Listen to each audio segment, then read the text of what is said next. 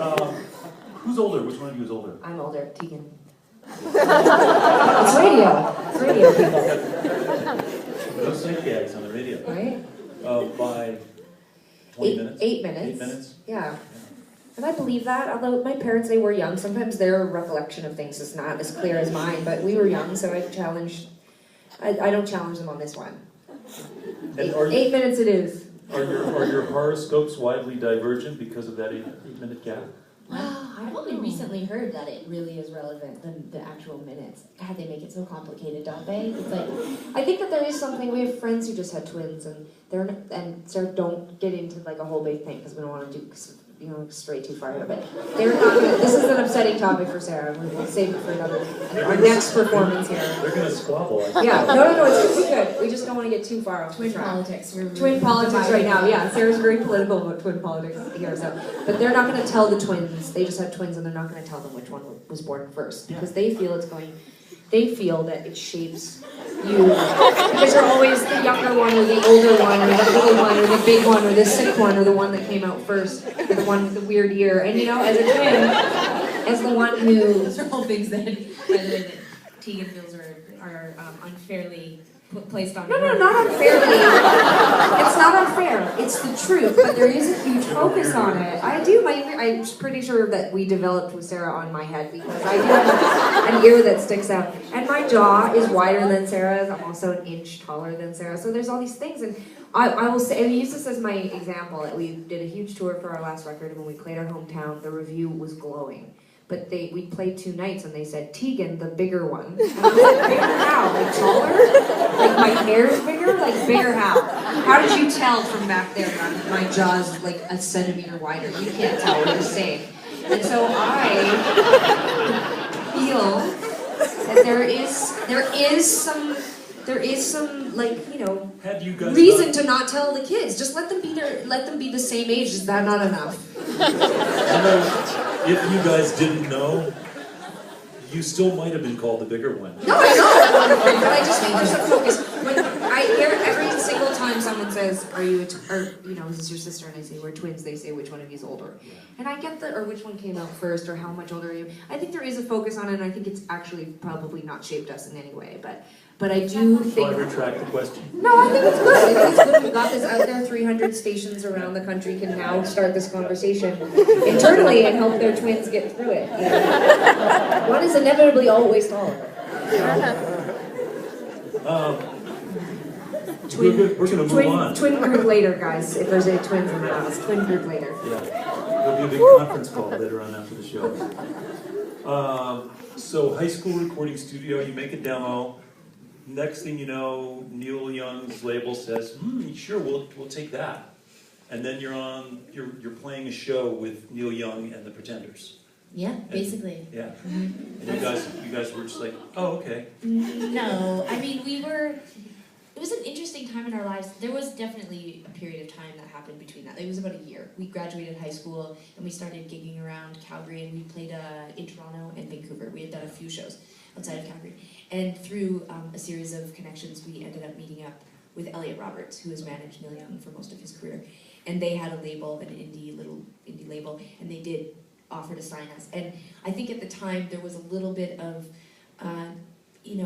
there was a discrepancy in what it was that we were doing. I loved playing music and performing, but I really was still very much thinking that we would go back to university or college or whatever. And I think Tegan started to really, actually really take on the business side of it. I remember her coming to me and propositioning, borrowing money, making a proper record, and I just thought, like, where is this coming from? Like, I think there was a business mindset already for Tegan in creating a product and being able to do more shows and, validating us as an actual project. So when we got offered the deal, I think I was more reluctant. I wasn't sure I wanted to finalize something and make it real legitimate.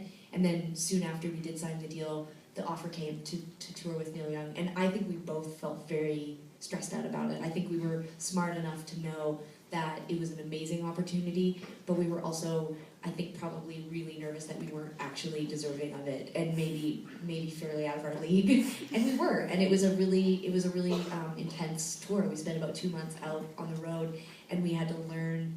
I mean, every day was really sort of like a crazy learning curve. it's true that you guys have a very strong work ethic. You know, you like to if you're going to be doing this and if you're going to go in this direction, you really want to do it. You want to do it well. You want to do it right. And have you exhausted your crew and your band, or is everybody hanging with you and they're all? I'm staring at one of our crew right now, and he's totally laughing and smiling. So I think he likes us. Great. Yeah. I think we got really good advice early on. We were lucky. You know, you hear horror stories all the time of people getting taken advantage of, but we were lucky. We have always been surrounded by good people. But the first piece of advice that we were ever given was that our project, our band, and us as a business would never be strong if our foundation wasn't strong, and that to always treat the people around us like equals, and to always treat the people around us like, you know, they belong, and to create a family vibe. And you know, Neil Young, most of his camp have been with him for 25 plus years, and that's where we came up. So I think the people around us are having a good time. I think people are tired, for sure, but so am I, so it's fine, we're in it together. And you guys have a unanimity of purpose. You guys are locked about where you want to go and where you want to take this. Mostly. I think so. I mean, there certainly are, you know, there are days where it feels like we've moved really far apart, but I think that the common goal here is that we both love and believe in this project, and it's not just about what we do in the future, it's about honoring what we've already accomplished. We're really proud of what we've done in our career in 14 years. I don't want to wreck it. I don't want to do something that I'm embarrassed about or I regret later. And so there's no swings or slides on stage in your future, lycra and headsets. We have this joke, okay, because there are temptations sometimes to turn yourself into something that is more closely aesthetically, visually, whatever, like what's going on in pop music. We are trying to make, you know, inroads into the pop music world, and I think there are certain things. But we want to do it our way. Yeah, but there are certain things that are tantalizing. You know, when we were on stage with Taylor Swift the other night, I'm not gonna lie, there's something really fun about having a wireless microphone and running out into the audience and jumping up and down. Like, I don't, it's kind of like performance crack. You just, once you try it, you just think to yourself, yeah, you get used to this. Giant jumbotron. Kind of, it's fun, it's crazy. Well, the soundtrack to that is 15,000 people all singing along, and so you start to think to yourself, we came up on a Okay. hydraulic lift through the center of the stage. The sounds of tweens screaming at the top of their lungs. What kind of horrible, heartless person couldn't enjoy that? It's amazing. It feels wonderful, but I'm not entirely sure that is. I don't have the stamina. One song, and I practically needed to be hospitalized. I wore a neck brace all night long because I was so tired. So It's back to the coffee house for you. yeah. Sometimes I feel we're more suited for that. I do. So I think we're mostly in line with what we want to do with this project. I think on a really high level, we are very in line. There are day-to-day stuff that we argue about for sure. And then the direction of the new project, Heartthrob, has definitely got some pop sheen to it, and some it's fun, but it definitely reminds me of, trying to think. In fact, the song you just played there was moments of there that felt like a Michael Jackson rhythm section for a little while, and there's some Cyndi Lauper synth sound sprinkled out in the CD that were reminiscent of that. I'm not saying that that's where you got it, but there's.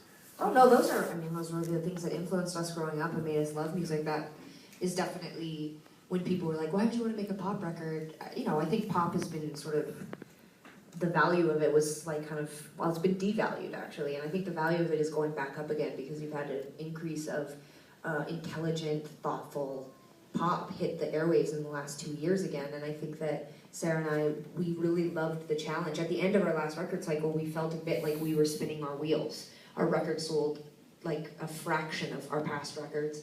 Our audience hadn't really grown that much, and we were worried that we were spinning our wheels creatively too. And we really challenged ourselves because we thought, well, you've got bands like the XX and, you know, Fun, and, you know, like, you have these bands that are kind of crossover bands, and they're getting played on mainstream radio, and it doesn't seem to be decreasing the value of their project. And all of a sudden I thought to myself, well, let's try something totally different and get up on stage, be outside our comfort zone, and write songs that can reach more people. And that felt exciting to me, you know. And it still comes back to the songwriting. I mean, you still have to have you know, solid songwriting, and you're just going to be able to, you know, represent in a different way and present it in new ways.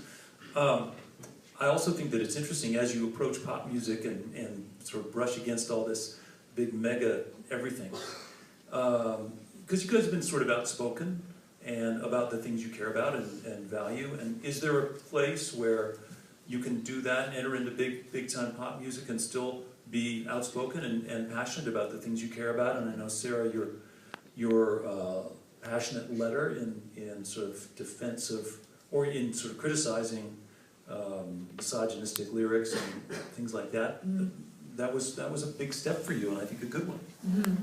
Yeah, I mean, I struggle to know what exactly is the right amount and what isn't enough all the time. I feel like I think both Tegan and myself, we are both very, I think, smart. I think we're tapped into what's going on politically in a lot of different areas.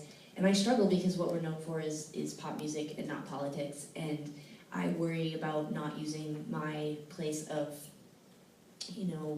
my position and the amount of people I'm able to speak to. I'm worried sometimes that I'm not saying enough, or that what I am saying is sort of vapid or whatever. And then I also am very aware that not everybody wants to hear what I have to say about, misogyny or, what I have to say about anything. Twins. Twins, yeah. I really struggle with it. I think that's probably the thing I'm most anxious about on, all the time. Tegan does our Twitter. I'm aware daily that I am holding back from talking about what I want to talk about all the time, because I don't want to color this project in the wrong way, and I don't want to exploit or take advantage of the people who like our project by talking too much about things that I care about. It's a tough dance. It's a very tough dance, and I think as your notoriety and your sort of position in society in front of this audience, as you say, increases, you do have that opportunity, and at some point maybe it does become a responsibility, but you also have to walk that fine line. So there have been appropriate moments, that letter that you referenced, I was at home, we were off the road, I wasn't entirely sure how many people would even read it or care about it, and as much as it was sort of later deemed as a criticism of a specific artist, I think it was just almost a temper tantrum at the industry and the people around me, and I think I was in a position to finally make myself heard on that topic, because I see myself as being a part of that community with writers and bloggers and program directors, and a lot of those people are my friends now. I've been in the industry for 14 years. I know a lot of the people behind the scenes, and it disappoints me when I see them advocating or earning income off of things that are so hateful and that directly impact us and the people who we stand up with as allies. And so when I was 20, I would have probably been unable to do that and not feel like I was sort of being unheard. And this time I really felt like I was being heard by the right people. I think that's all just part of this inner Canadian battle. Yeah. It's just part of your DNA. I know. You really want to do the right thing, and you really want to succeed, and you really, and of course, it's hard to tell with twins, whose thought is in your head or if your thought is in your head. It's really hard. That's another thing I worry about every day. Like, was that my thought or was that Tegan's thought? Was that my pain or was that Tegan's pain? Do you guys wake up in the morning dressed the same sometimes? We showed up to humiliating. we showed up to an in-store the other day dressed identical, and the night before we walked on stage in the same outfit too, but we're working that twin thing right now. We're fine with it. We're embracing it.